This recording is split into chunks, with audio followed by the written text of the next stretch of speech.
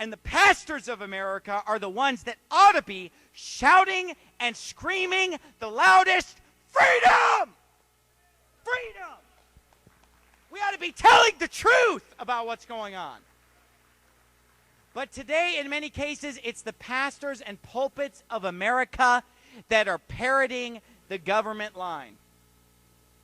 The FEMA, thank you, the FEMA pastors. You say, I don't know if I really think that that's real, that whole, FEMA pastors. And, I know personally of big mega church pastors that I've known who have said they were contacted and literally brought to the White House and sat down in a meeting with George W. Bush and given their marching orders for what to preach and what they needed to say and what they needed to do. I could tell you, I know it for a fact. You may not think that that's going on. But you know what? They're not stupid. They know that the preachers of America and the pastors of churches have the ear of millions and millions and millions of people across this land. And they have corrupted the pastors of America. They have turned them into government prostitutes of propaganda across the land. It's true. They are hirelings.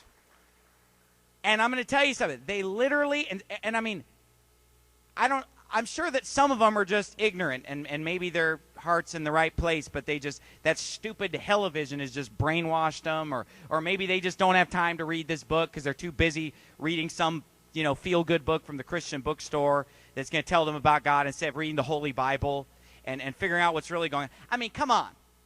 Come on, read the Bible.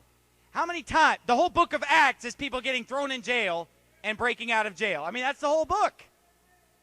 Almost every chapter somebody's going to jail.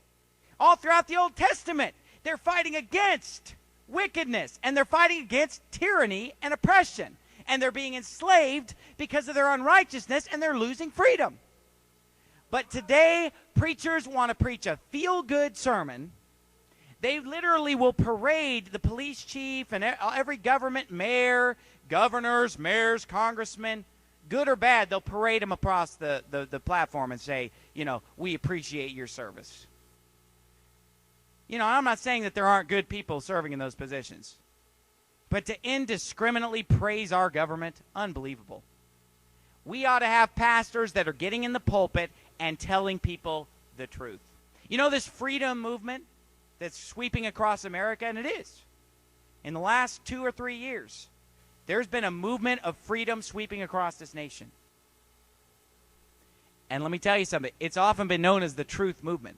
Have you heard that before? You've heard it called the truth movement? Because let me tell you something. The two go hand in hand.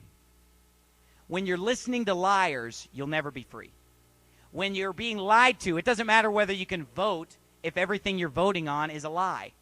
And everything that you've been told about the candidates is a lie. And everything you believe about what they're going to do when they get elected is all a lie. That's not freedom.